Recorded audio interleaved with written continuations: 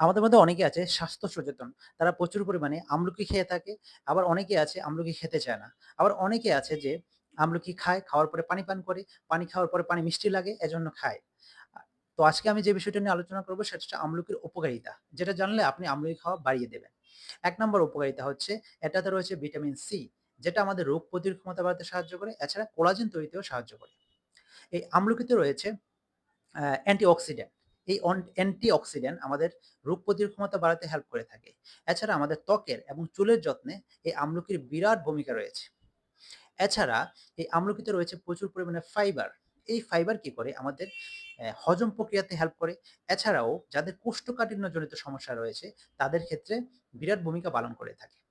এছাড়া হৃৎপিণ্ডের অর্থাৎ আমাদের হার্টের স্বাস্থ্য উন্নত করতে বিশেষ করে লিপিড প্রোফাইল অর্থাৎ চর্বির লেভেল কমাতে আমাদের এই আমলকি ভালো একটা ভূমিকা পালন করে থাকে।